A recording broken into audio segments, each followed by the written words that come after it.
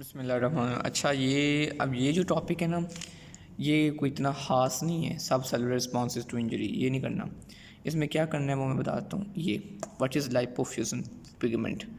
देखिए, it represent ना indigestible residue autophagic vacuoles from during age. मतलब एजिंग या एट्रोफी जब सेल की होती है, एट्रोफी आगे आएगी, सेल की साइज़ में कम होना एट्रोफी उसे कहते हैं, या एजिंग होती है तो सेल के अंदर कुछ ऐसी चीज़ें रह जाती हैं जो कि इनडाइजेस्टिबल होती हैं।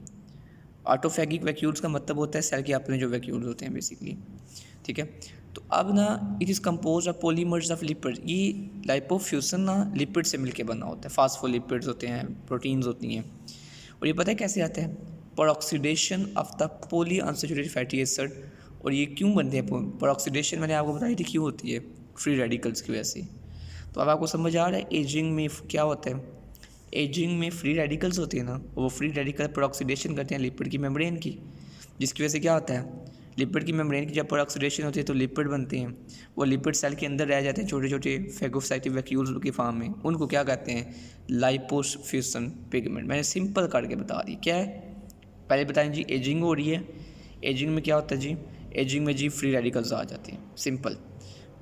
वो फ्री रेडिकल्स क्या करते हैं? वो फ्री रेडिकल पर ऑक्सीडेशन कर देती हैं पॉलीअनसैचुरेटेड फैट्स की जो मेम्ब्रेन में होंगे। और फिर क्या होगा, वो फैट्स जो होते हैं वो इनडाइजेस्टिबल रेजिड्यूल की फॉर्म में रह जाती है सेल के अंदर। उनको हम लाइपोफ्यूजन पिगमेंट्स कहते हैं। ये कभी कभी आ सकता है, वैसे मोस्ट लाइकली आता नहीं भी है, अभी दोबारा आगे आएगा। उसके बाद ये करने की ज़रूरत नहीं है इसमें। ये बस मतलब देखिए, सब सेलुलर का मतलब है सेल के अंदर और जो ऑर्गेनेलीज है उनका कोई मसला हो गया, क्या गया उसमें साइटोस्केलेटन के मसले हो सकते हैं उसमें। ये एक डिजीज़ उन्होंने लिखी हुई है, ये चाइल्डिक हेगेसी सिंड्रोम। इसमें पता है क्या होता है? इसमें ये होता है कि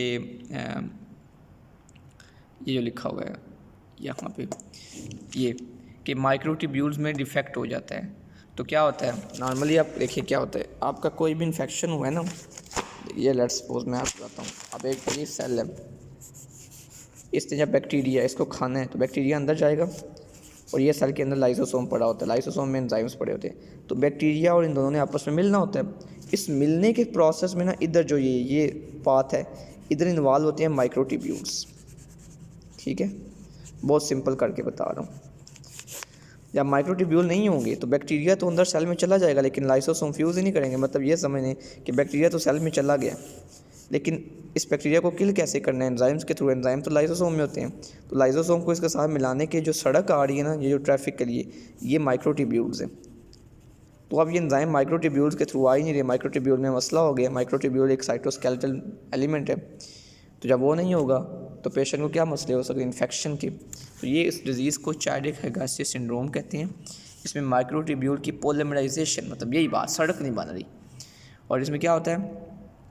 decreased and delayed fusion of lysosome with phagosome. Phagosome क्या होता है? ये इसी को फैगोसोम कहते हैं। जब कुछ चीज़ सेल के अंदर चली जाती है, सेल खाता है जब उसे फैगोसोम कहते हैं। और फिर क्या होगा? फेगोसाइटोसिस ऑफ बैक्टीरिया का मैंने सिंपल करके डायग्राम में बता दिया कि बैक्टीरिया किल नहीं होगा, ठीक है। और इसके अलावा इसमें ये MCQs आ सकता है कि मैलरी बॉडीज़ किधर बनती हैं। तो मैलरी बॉडीज़ जो होती है ना, ये भी इंटरमीडिएट फिलामेंट होता है, ठीक है, पर कैरोटिन। और ये अल्कोहलिक पेशेंट में होती है। ये तो आप इंशाल्लाह आगे ईयर में पढ़ेंगे। न्यूरोफिब्रिलेट एंगल्स ये अल्जाइमर डिजीज़ में बनती हैं। तो ये सारे साइटोस्केलेटन एबनॉर्मलिटीज़ हैं। तो ये आप बस ये बात है, लाइसोसोम जो होते हैं वो डाइजेस्ट करते हैं फैगोसाइटोसिस से, diffuse with a mitochondria to digest it, ठीक है। और लाइपोफ्यूजन पिगमेंट वेरी इंपॉर्टेंट। ये क्या है लाइपोफ्यूजन पिगमेंट? ये एजिंग में बनता है। फ्री रेडिकल्स मेम्ब्रेन की लिपिड पर ऑक्सीडेशन करते हैं, वो लिपिड सेल के अंदर वैक्यूल्स बना देते हैं, ठीक है। और स्मूथ एंडोप्लाज्मेटिक यूरियम किस वजह से इंड्यूस हो सकता है? ड्रग्स की वजह से। बस MCQs आ सकता है बस।